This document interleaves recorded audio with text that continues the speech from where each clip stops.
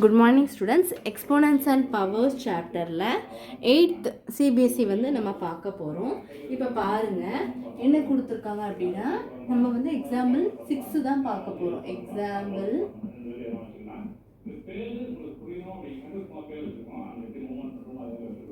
Example என்ன வரும், 6 அதான் பார்க்க போகிறோம். 6th சம் நம்ம பார்க்கலாம். பாருங்கள், simplify the following and write in the exponential form with positive components. பாருங்க, simplify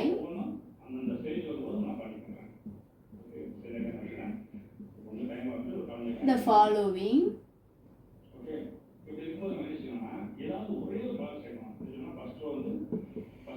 போட்டாச்சா?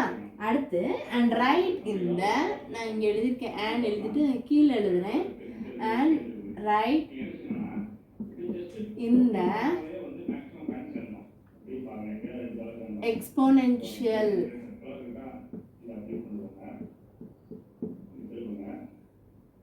form with positive exponents.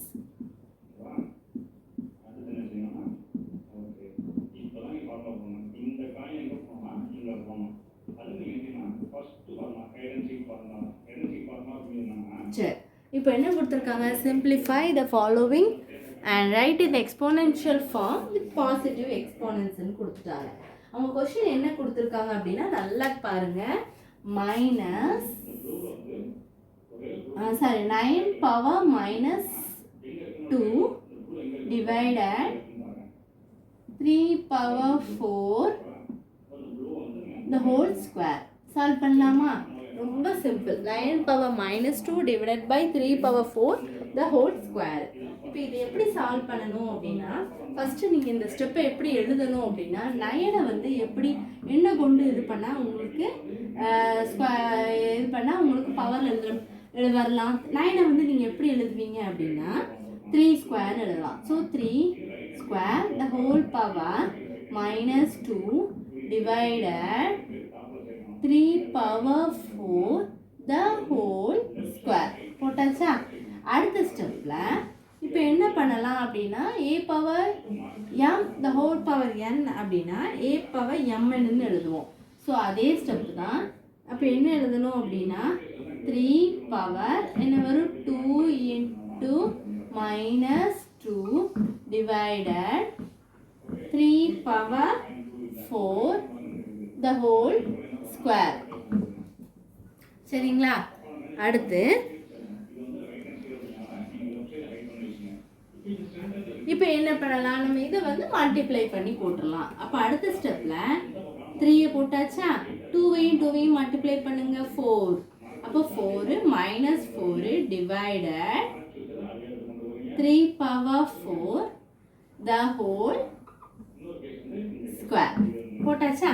இப்போ அடுத்த ஸ்டெப்பில் நமக்கு தெரியும் a பவர் m, இது a பவர் m, இது டிவைடட் இது a பவர் n இருக்கு. அப்போது நம்மளுக்கு a power n m divided a power n எப்படி எழுதலாம், a power m minus n எழுதிக்கலாமா? இதுதான் அடுத்த ஸ்டெப்பில் எழுத போகிறேன். a power m divided a power n which is equal to a power m minus n. சரிங்களா? அப்போ அடுத்த ஸ்டெப்பில் என்ன வரும், நம்ம அடுத்த ஸ்டெப்பில் என்ன பண்ணிக்கலாம் அப்படின்னா, அதை நம்ம இந்த ஃபார்மேட்டுக்கு நம்ம அடுத்த ஸ்டெப்பில் எழுதிக்கிறோம். இந்த ஸ்டெப்பில் எழுதிக்கிறேன். அப்போ என்ன வரும், 3 power minus 4 the whole square. ஓகேவா? போட்டாச்சா? இப்போ அடுத்த ஸ்டெப்பில் என்ன பண்ணிக்கலாம், 3 பவர் மைனஸ் சேமாக இருந்தால் ஆட் பண்ண போகிறோம், minus 8 the whole power square. அப்போ அடுத்த ஸ்டெப்பில் என்ன வரும், 3 பவர் மைனஸ் 8 2 into 2 என்ன வரும், 16. 3 பவர் மைனஸ் 16 வந்துச்சா?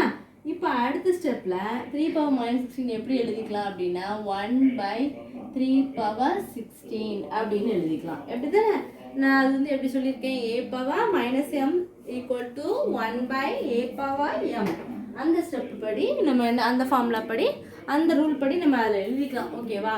அதாவது a பவர் இந்த ஸ்டெப் எழுதிக்கிறேன், a power minus m equal to 1 divided by a power m. ஓகேவா? இவ்வளோதான் சம்மு. எதுவும் டவுட்ஸ் இருந்தால் கண்டிப்பாக கேளுங்க. நல்லா போட்டு பாருங்கள் ஸ்டூடெண்ட்ஸ். ஆன்சர் வந்து 1/3/16. அந்த ஈக்குவல் டுலாம் கண்டிப்பாக என்ன செஞ்சுக்கணும், நீங்கள் வந்து போட்டுக்கணும்.